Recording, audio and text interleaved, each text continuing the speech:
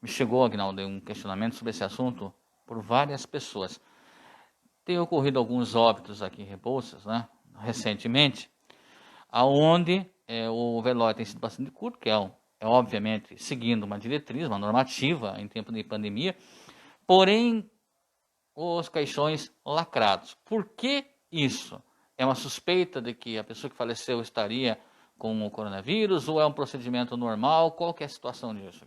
Então, Cleiton, acontece o seguinte: nesse tempo de pandemia, nós tivemos que, aliás, a saúde inteira do Brasil, do mundo, teve que ser reavaliada em seus procedimentos. E o velório em si, a morte em si, também é um procedimento que demanda alguns cuidados da área de saúde. Por quê? Ele envolve aglomeração de pessoas, que a pessoa está lá sensibilizada, vai ter o abraço, vai ter aquelas pessoas visitas de outras parentes de fora e tudo quanto é coisa mais. E também tem a questão muito importante, que é a questão da vigilância da doença do Covid. Porque acontece o seguinte: qualquer pessoa que chegar no hospital, que falecer no hospital, ou até mesmo na sua casa, e que ela tenha sintomas, tivesse tido sintomas, ou que tivesse tido relatado para algum parente, ou mesmo para o profissional de saúde que atendeu ela no último instante da sua vida, relatando que estava com algum problema pulmonar, ou foi tirado algum raio-x e verificou alguma infiltração, algum problema pulmonar, essa pessoa automaticamente ela entra como suspeita de Covid. Tem que ser coletado material, certo? E enquanto não sair esse material, a pessoa, infelizmente, tá enquadrada como suspeita. Mas, provavelmente, daí, como a pessoa faleceu, ela tem que seguir um protocolo estabelecido pelo Ministério da Saúde e reforçado pela Secretaria de Estado da Saúde, que é a questão, se for suspeito, tem que ser caixão lacrado, tem que ser no máximo 10 pessoas no velório, um velório ali no máximo de 15 minutos, só para, às vezes vai direto até para o cemitério, e ali a pessoa é sepultada. Infelizmente, nós já tivemos casos aqui no município, não foi só um caso, e isso está ocorrendo em todos os municípios, certo? Que daí, por exemplo, a paciente é sepultado agora, por exemplo, de manhã, e à tarde sai o resultado do exame que ele não tinha Covid. Só que é protocolo, entendeu? Não tem como a gente fugir do protocolo. Porque é o seguinte, temos que... o protocolo é feito por especialistas da área, certo?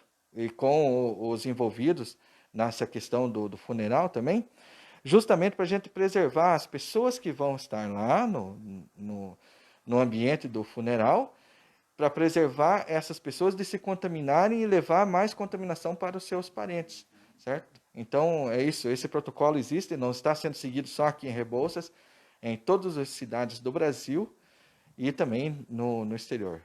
Agnaldo, só para finalizar com você. Bom, confirmado o quarto caso, hoje, nesse dia 26, quantos suspeitos daí gerou-se a partir de agora? Hoje nós estamos trabalhando com 10 suspeitos em relação a esse caso. É esse caso. Então, todos eles em investigação. É claro que a gente vai descartando, vai incluindo e vai modelando essa investigação até que a gente consiga finalizar. O importante é que nós seguimos o protocolo também do Ministério da Saúde, que o paciente fica em isolamento residencial contando o dia que ele teve o primeiro sintoma. Então, no caso nosso, desse último caso, a paciente teve o sintoma que ela teve, o primeiro sintoma foi no dia 14. Então, vai ficar em isolamento residencial até o dia 27.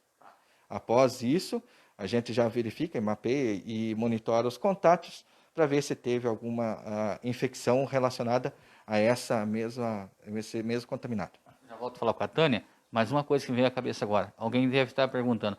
Felizmente está acontecendo no Rebouças casos leves. Mas por que ocorrem casos leves? Seria porque as pessoas, quando sentem os sintomas, já procuram o atendimento da saúde, o atendimento médico? Pode ser também, mas assim, o que nós temos que entender? Que essa doença, todos os casos nossos até agora foram leves. E a gravidade do caso demonstra muito, e o que acontece muito é por causa da comorbidade que a pessoa tenha. Por exemplo, o que é comorbidade? Ou doença pré-estabelecida. Se a pessoa for um hipertenso e não cuidar da hipertensão, se a pessoa for um diabético e não cuidar do diabetes, se tiver problemas pulmonares e contrair o vírus, pode ser que ela adoeça e vá para o estágio moderado a grave da doença, certo? E também, por isso que a gente sempre frisa lá, as pessoas que têm comorbidade, as pessoas que têm uma faixa de idade mais elevada, nós precisamos que se cuidem mais. Mas só que daí é o seguinte, daí nós vemos os jovens, né, abusando. Pensando, mas só que os jovens podem se contaminar e ser o potencial contaminador das pessoas mais com comorbidade lá na sua residência. E daí essas pessoas têm menos suporte físico para aguentar a doença. Lembrando que essa daqui é uma doença, é uma gripe, ela é um pouco mais arrastada, ela demora um tempo para você melhorar quando você já tem uma comorbidade. E isso vai agravando cada vez mais. Imagine só.